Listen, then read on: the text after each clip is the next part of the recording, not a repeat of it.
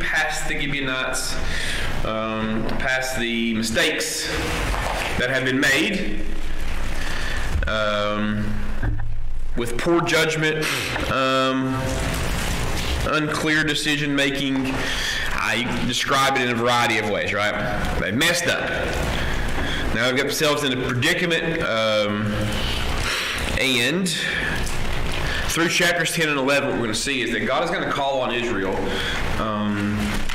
to fight a tremendously difficult series of battles. We're going to see a bunch of these. We're going to be fighting both against the southern and the northern kingdoms in Canaan. All right, that's what chapter 10 and 11 kind of worked through. Now, good news. They're going to be trusting God here throughout this for the enabling to fight and for their victory. So, chapter 8 and 9, bad, right? Bad on these people. Chapter 10 and 11, we're going to see kind of the opposite of that. See them trusting in the Lord and them relying on God to accomplish the work that He called them to do. Okay. But these are pretty, as well as we'll see, pretty difficult, tough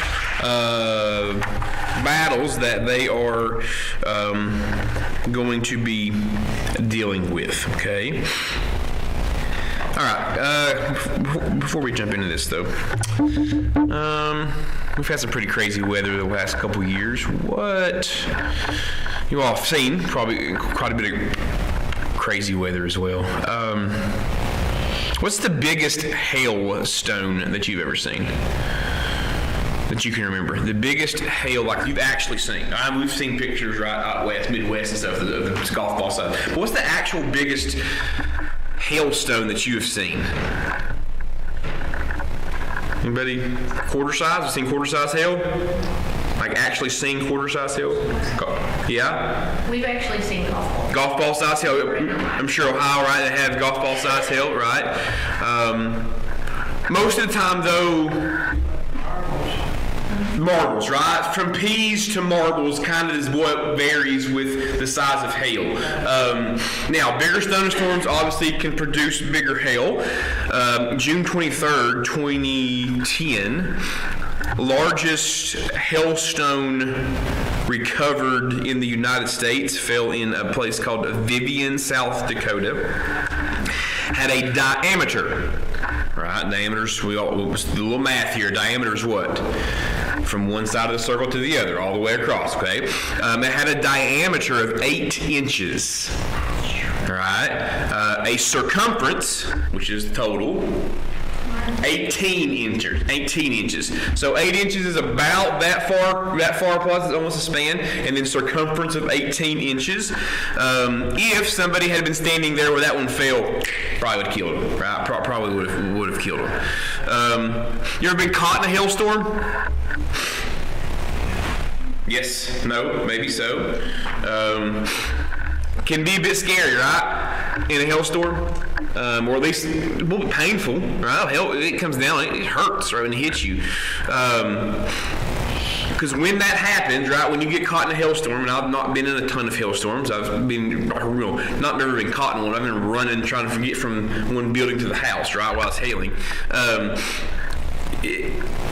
It feels like the hail's just hitting you, right? It's not hitting anywhere else. I feel like all the hail's just coming and hitting you. It's just throwing it at you. That's kind of what it feels like. God uses hailstones here, as we're going to see, as a precision weapon. A precision weapon in our lesson today. And kind of see why he threw these hailstones and what happened as a result. Okay? Game we play in my classroom that I have found over the years that has been an effective way to break up the monotony and also kind of get kids keyed back in is we set a trash can up. All right? Wad up our quizzes every day. We take a quiz, we wad the quizzes up, and whoever makes it into the trash can, automatic 100 on the quiz. Even if they didn't do that, automatic 100 on the quiz, right? So that gives some incentive to, one, take the quiz, I know you would think, right? You have kids incentives to take a quiz? Yes, you do. But it also kind of helps some of the kids who aren't as, that don't do as well. They know, right? Some of what I call my good old boys, right, who are good kids but just don't do as well. They know that they can at least have an opportunity to get great on the quiz. And we try to throw it, like crumpled up, throw it in the trash can. If I put that trash can up here and lined you guys up, how many shots do you think it would take you to get it in the trash can? Somebody do it in the first shot, maybe 2, 3, 4, 5, whatever, about 10 feet away.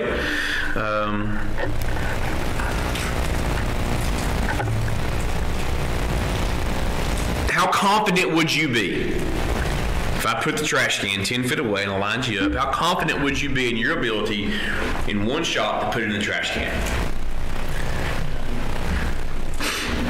I'm seeing some not real confident. Okay. How many shots do you think you could make in a row once you made one? So maybe say it took you 3 or 4, and maybe on the 5th one you put it in. How many could you think you could make in a row once you got that one in? And you don't have to I'll get 5 more in. Okay, yeah, sure. Jason says 5 more. I'll tell you, if it was me, the first one would go in, and then I would ask Pastor Rob, how many do you want me to make in a row? And that's what I would. No, I'm just kidding. Right? Precise is a good word to use in today's lesson. Okay, because we know hailstorms, huge thunderstorms, anything, there's a lot of randomness to that, right? You can't point exactly where every piece of hail is going to fall, right, or every raindrop is going to hit. You can't determine that. That's an impossibility for us. But instead of throwing these wads of paper, God is essentially throwing us at Israel's enemy. And we're going to, again, kind of see why today, all right? Chad, bring up I think there's a map. Click on that and see if it... Yeah, right there, perfect. So to begin to conquer Canaan, Joshua and Israel was going to have to essentially cut the land into 2, right? And go ahead and click it again. That's not the right map I'm looking for. Was there a map at the beginning of the... Okay, all right then. I don't know why it's not... Anyway, but essentially we're going to have to divide the kingdom up, or the land, cut it in 2. And you're going to cut it in 2 by defeating the alliances in the south before conquering the alliances in the north, okay? So these are some of the cities, right, that we're going to be kind of talking about as we kind of move through some of this. And you see, they've put the wrong, just a second, because I don't like that map. They've put the wrong map on the PowerPoint, and I thought they had the right one on there. Just a second.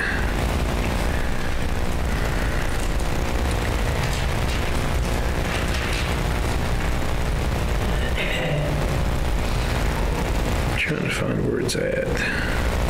Anyways. Yeah, just go back to the PowerPoint, you can leave it, it doesn't matter, just go back to the beginning slide there. I got the wrong map in there, that's right, I'll fix it for next week. Anyway, so, a bunch of cities here that we're going to be conquering through, and as Joshua chapter 9, Numbers, the first 2 verses, Joshua chapter 9, points out here, as if you'll flip back over to that, the major kings of southern Canaan had formed this alliance, right? So let's just go back over there for a second. So we talked about it last 2 weeks, but and it came to pass when all the kings which were on the side of the Jordan, the hills and the valleys on the coast, the great sea over Lebanon, the Hittite, Amorite, Canaanite, Perizzite, Hivite, and Jebusites heard thereof, they gathered themselves together, right? So that was the alliance that had been formed. It had been formed in the southern kingdom, or the southern region of the land of Canaan. Okay? Their leader, if you go back over to chapter 10, was a guy named Adonai-Zedek. So, right, go to chapter 10, look at verse number 1. Now it came to pass when Adonai-Zedek, king of where? Okay.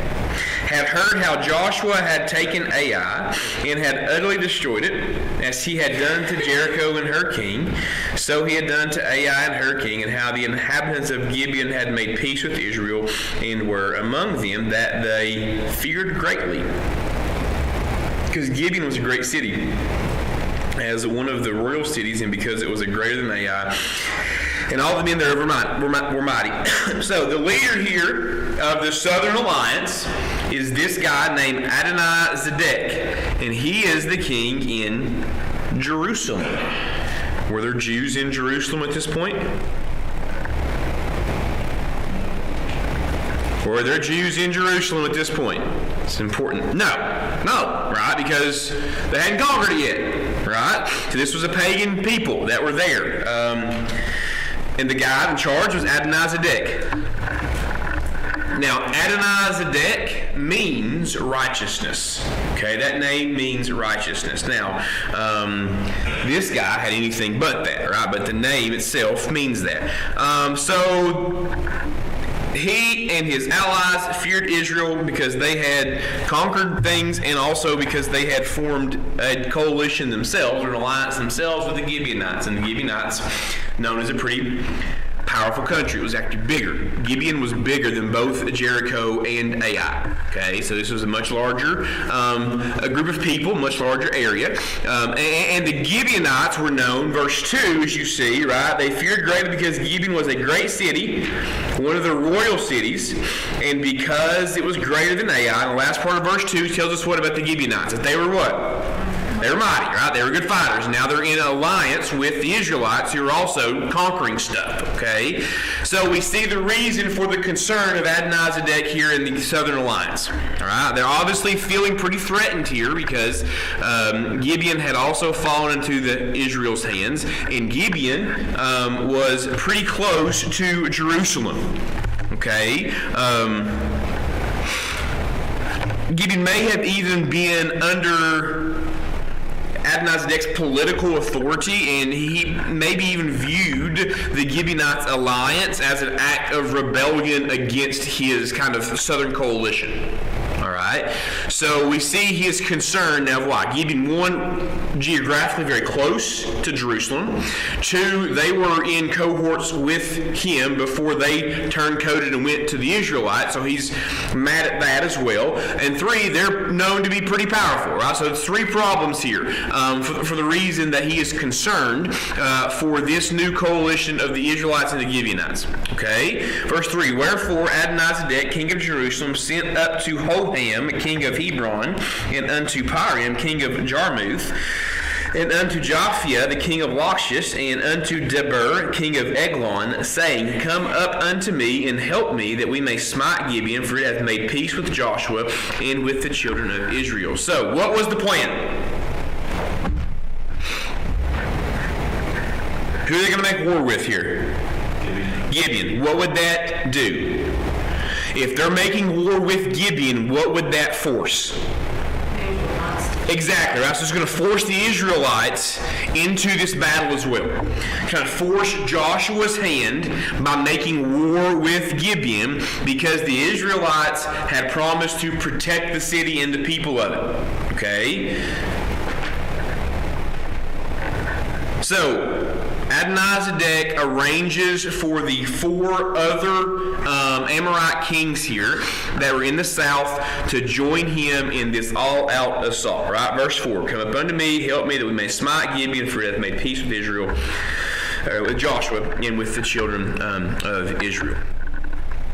Now, if I tell you going into a fight, it's 4 against 1, and you are on the side of the 4, are your odds pretty good? Yes, right? Almost a sure thing for the most part. 4 against 1, probably gonna be a sure thing. And that's what essentially what was happening here, right? So Adonai-Zedek, obviously probably feeling pretty confident in his plan, also confident in the partnerships that he has developed as well. In his eyes, this coalition was pretty much unbeatable. And also, with this, subduing Gibeon before Joshua could even mobilize his forces and get stuff ready to help is even going to further better his chances of taking over Israel or defeating Israel. So, pretty solid plan here. It feels like he's close to Gibeon, going to attack it. Joshua and his army, 25 or 30 miles away. So it's going to take some time here for an army to move 30 miles, right? It's going to take a little bit of time. For when the 5 kings here now are mobilizing and attacking on Gibeon, all right? So that's what's happening here in verses 1, 2, 3, and 4, right? So we've got the 5 kings that are feared. They've got this plan. They're trying to get in there before the Israelites can get to Gibeon. They're going to take over Gibeon first of all, and then force this fight with the Israelites, thinking, hey, we've got this thing won, all right? Go ahead there, Chad. And that brings us down to... Perfect, right there. It brings us down to verse number 5, okay? So this southern alliance of the Canaanites. The assault on Gibeon is going to test the treaty, right? This is going to test Joshua's treaty with the Gibeonites. Pretty tempting here for Joshua just to let them get conquered. It solves a big problem for him, right? Don't have to worry about him anymore. It was a mistake anyways. We just let them get conquered and killed. Helps get rid of the treaty. It also gets rid of the problem. Kind of kills 2 birds with 1 stone. Army's far away. It's going to be hard to get them there to mobilize to help defend. It's not really practical at all to move them that far. So letting Gibeon fall to the Southern Alliance would have solved a ton of Joshua's problems that he was facing, right now and then problems that he was facing. Let's go to verse 5. Therefore the 5 kings of the Amorites, the king of Jerusalem, of Hebron, Jarmuth, Lachish, Eglon, all those kings, gathered themselves together and went up, and they and all their hosts, and encamped before Gibeon, and made war against it. Verse 6, and the men of Gibeon sent unto Joshua to the camp at Gilgal, saying, Slack not thy hand from thy servants. Come up to us quickly and save us and help us, for all the kings of the Amorites that dwell in the mountains are gathered together against us. Okay, so the men are appealing to Joshua as they're being laid siege to, appealing for immediate help. As we'll see, Joshua responds to their request with honor of his treaty, right? Verse 7. Joshua ascended from Gilgal, he and all the people of war with him, and all the mighty men of valor. Now, this could be a purposeful omission, but what do we not see Joshua do when the guys from Gibeon show up? What do you not see him do? Right? Another instance in which there's a problem, right? There is Joshua is faced with a decision. He's the leader. He's the guy making the decisions. He's been responsible for that. But this is now like the 3rd or 4th time consecutively that Joshua is faced with the problem. And what do you not see? You don't see Joshua consulting God at all, right? Now, per the response of God here, was there a time in which maybe, right? But if we look at it as we see it, we don't. At the beginning of this conquest, right, when the old buddy showed up there in front of Jericho, what did Joshua do? He instantly, as soon as the guy had the sword drawn, God, what should I do? Right? We see him making that decision. Now we've seen a consecutive times now in which he has not made that conscious decision, at least not in Scripture, not given to us, to turn to and ask God what he should do. He just said, yeah, sure, let's go. Right? But verse 8 we see that, then the Lord said unto Joshua, so obviously, maybe God just steps in. hey, I'm still in charge. Maybe this is one of those moments, right, where he's trying to refocus Joshua. Very possible, yes, to kind of get him realizing that, hey, quit making so many decisions, dum-dum, because you make bad ones. Now I'm taking charge. Maybe that's what this is. But we do see God for the first time now in a while, right? We see words from him here where he steps in and says to Joshua, fear them not, for I have delivered them into thy hand. There shall not a man of them stand before thee.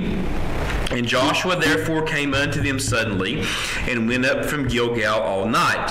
Verse 10, and the Lord discomfited them before Israel, and slew them with a great slaughter at Gibeon, and chased them along the way that goeth up to Beth Horon, and smote them from Azekah and unto Makkedah. All right. So we see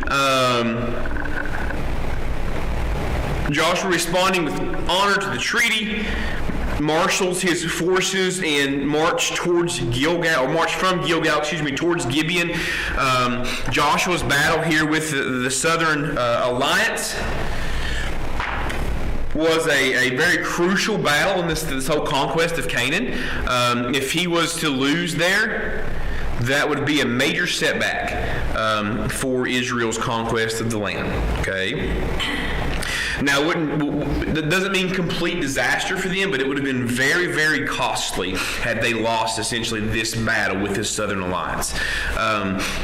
That's probably why God steps in. We kind of see God kind of stepping in here and cleaning up Joshua's mess, essentially is what he's doing. This whole thing has happened because of Joshua's poor decisions. God steps in because of the crucial nature of this battle, more than likely, and encourages Joshua not to fear, right? What does God tell Joshua in verse 8? What reason does he give him in verse 8 for him not to be concerned for this battle, not to fear? And the Lord said to Joshua, fear not, for what's the reason there? Already done the work, right? He has already delivered the enemy unto the Israelites here. He's already delivered the armies of the Southern Coalition here into Joshua's hand. Now, God did not tell Joshua that he would take care of the coalition all by himself, right? God expected action on Joshua's part. The Israelites had to be prepared for battle, right? They had to strap on the armor, sheath the swords, get themselves ready, carry all this stuff, the 25 or 30 mile trek. They had to do all of it, right? God promised victory, but he expected something in return, right? Expected responsibilities to be fulfilled of the Israelites. His promise was only as good as Joshua and his army's actions, right? That only as good as Joshua and his army's actions, right?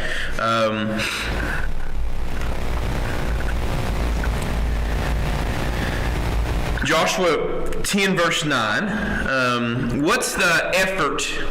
What effort here in verse 9 does Joshua and his army give trying to defend Gibeon and move forward? Verse 9, what's it say? And therefore came unto them suddenly, and what did they do? All night, right? So we see them trying to follow through, right? God says, go, I'm going to deliver them. We see the guys like getting everything around as fast as they could, traveling through the night, no rest, right, was what this means. Going as quickly as they could to get there and to help fight and surprise, essentially, this coalition of these kings in the morning, right?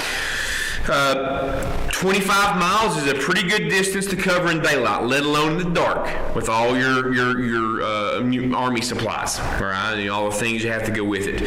Even with torches, this is much more difficult to do. To make the matters even more difficult, this is a pretty steady. This is an incline. Geographically, this is a pretty good incline that they would have had to steadily kind of gone up. Ancient Gilgal was a few hundred feet below sea level. Okay, so that sea level 0, or 100 feet below sea level. Gibeon would have been 3,000 feet above sea level. Right, so you're looking at an increase of probably 3,200 feet. That's a pretty significant climb. Okay, pretty significant climb that they did on foot with torches at night. Right, this was Not easy, okay? Just to put it in perspective for you, like the top of Sandy Ridge, okay, is at 2,600 feet elevation. I know that because I look, because I just know that, right? So it's right 2,600 feet of elevation. You're going another 500 feet of elevation. High Knob in Wise, it's at, Haley, do you remember? We looked it up the other day. It wasn't quite just above 3,000 feet of elevation. So think about climbing that, right, at night. That's a lot. Over 25, that's a lot, right? So that's what they had to do. So we see them putting forth the effort. That's the reason. It's what I kind of want to get to. So over the course of the night hours, they climbed the equivalent of a 300-story building. 300-story building. That's what that's looking at here, right? So most people are out of breath after climbing one story of steps, right? Most teenagers are out of breath after climbing one story of steps. I see it every day at the high school. Like they get up there, so you can imagine what these guys are dealing with, right? Army, weapons, armor, like all the stuff, sustenance they needed, and then not only that, as soon as they make the climb, what do? They start fighting. They engage with the army, with the enemy. As soon as they arrived on battle, they have taken no break at all. So what would you say to someone who asked you to do that, to make such a climb? So they have a thing over there, right? At High Knob, they do it every spring. It's called something, but they start at the bottom and they race up to the top. They run up to the top. It's named after some salamander or something because it winds all the way up there. And they do it for fun. What would you say to someone who asked you to essentially do this, like to make this climb? You can be honest with me. If I asked you to, I say, hey guys, this is what we're going to do. Instead of having Sunday school next Sunday, we are going to start at the railroad tracks and we're going to go all the way to the top of Tarpon as fast as we can. That's what we're going to do. What would you say to me? On our feet, not driving, like we're going to walk. What would you say to me? You can tell, you can be honest. No, right? You're going to tell me no. Not happening. Pastor Rob, he got that little crazy look in his eye. I can see him not wanting to do it if I was going with him, right? But most of you are going to tell me no, right? That's what would happen. So, and you start putting this into like real terms. This was difficult. Most people probably couldn't have done this and then got to a battle and then won the battle, right? Normal people, even really in shape Navy SEALs, or this would have taken a lot. This is probably almost impossible, right? God must have been fueling Joshua and his men with extra energy. Had to have happened, right? The only really thing that makes any sense here, because they probably would have collapsed from exhaustion or simply just fallen in the dark and gotten hurt as they traversed the terrain without God's enabling. So God probably was fueling them and helping them make this trek. Even the best infantrymen would need at least to rest a few hours after making that type of climb and going straight into hand-to-hand combat. So this was a divine thing that was taking place. And as one of those soldiers in the midst of this, like once they got after this trip, huge climb, and then got there and realized that they had plenty of energy, they would have probably had to have realized that God was doing something, right? Not knowing, they would have known what their physical limitations were. They would have understood. And then getting to the battlefield and having plenty of energy to fight.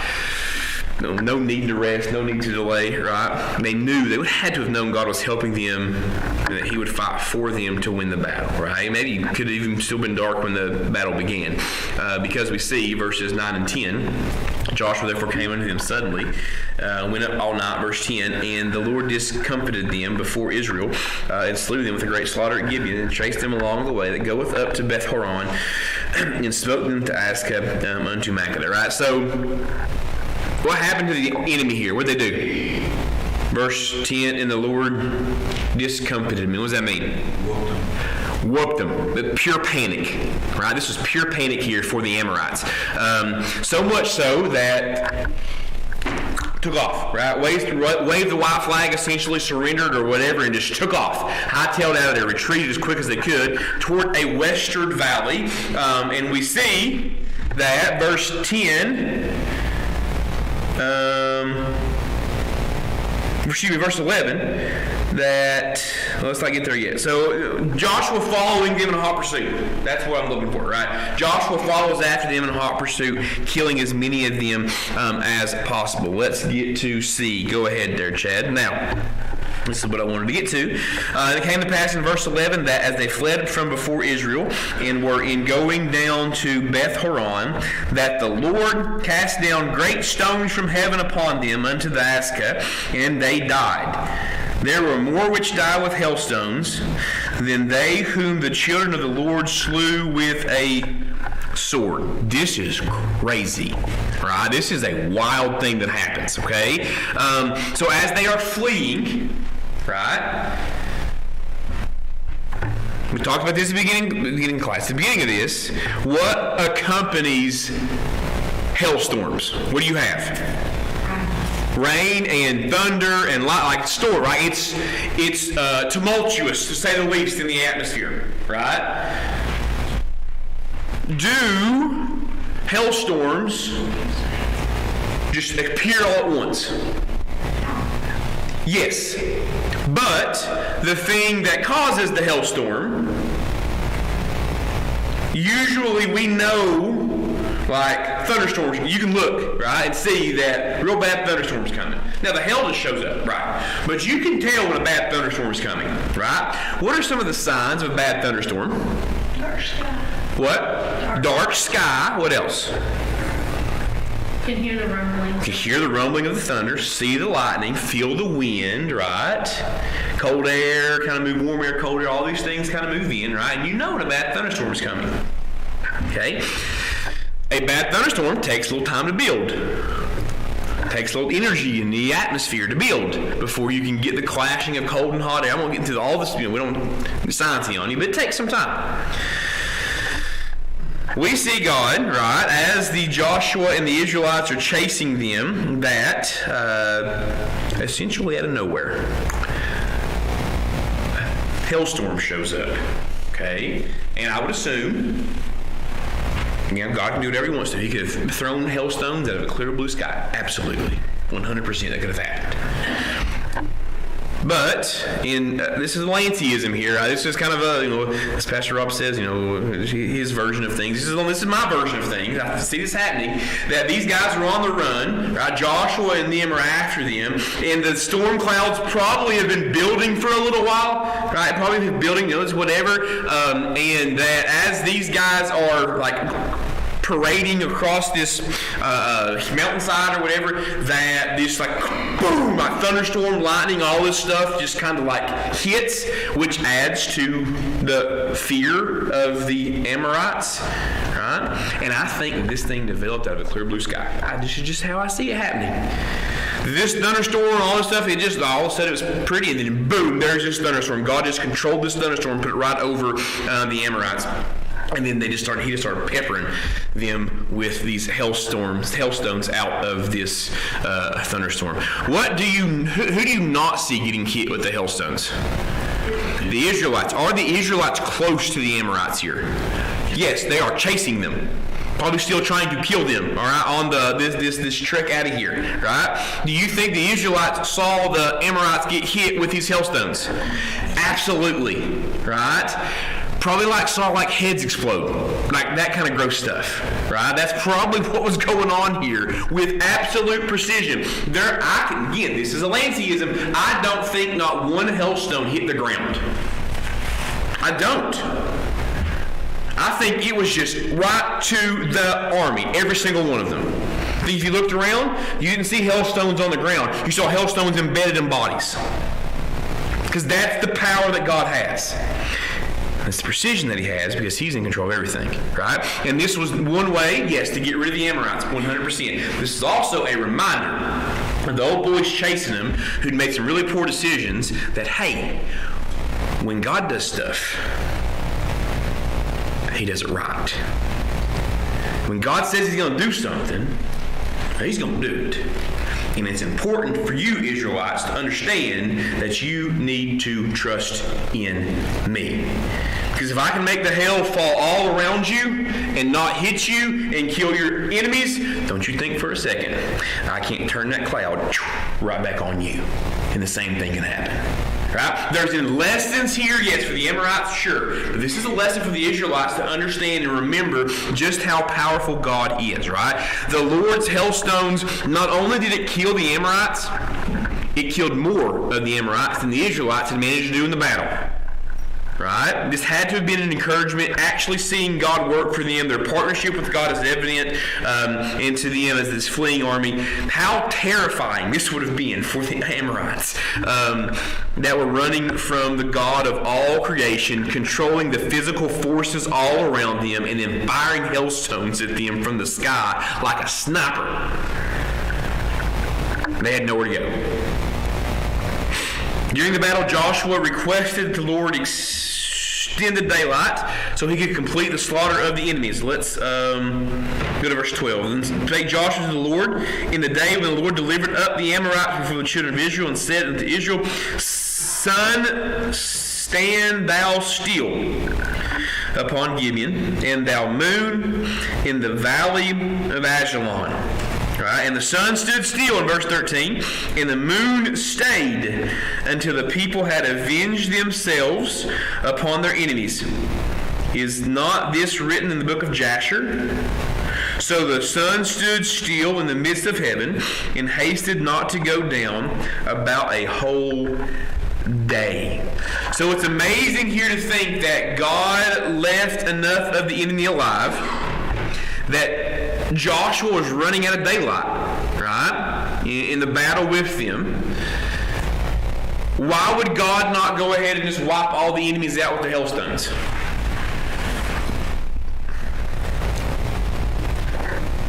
Which again, I mean, we're out of time, but think about this.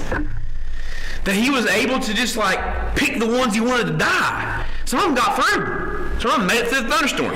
There were some left over afterwards. What do you think those guys felt like? Maybe that he left some over.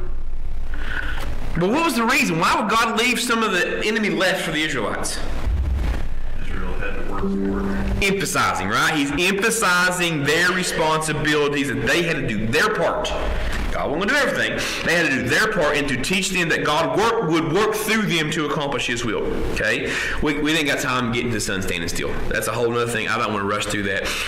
But we got to talk about the book of Jasher too, because that's interesting. That this random little phrase in here about the book of Jasher. What in the world is the book of Jasher, and what does that mean? We got to talk about. We got to get into that next week too. So let's stop right here with just halfway through this battle, essentially, of the hailstorm, which is again wild enough that's taking place, and let's jump into. There's a lot of cool things happening in chapter 10. Right? A lot of interest, a lot of stuff here to unpack. So let's stop here. We'll get into this more next week. Let's pray. Heavenly Father, thank you for this lesson, for this time. We can see that your power over creation again, and just a variety of things that you're doing. And as a reminder of the Israelites, Lord, to be faithful to their service of you. And again, I know we talk about this every week. Good, though, is a constant reminder for us, Lord, that we serve the same God. We've promised to be faithful to you, and we should hold up the faithfulness unto you, Lord, because you want to bless us, you want to work through us, you want to help us with all these things. It's important for us to do our part as well. And I pray as we continue to move through this and continue to see just some interesting things happening here, that you will continue to teach us, Lord, from your word. Lord, we love you. Thank you for us. You pray. Amen.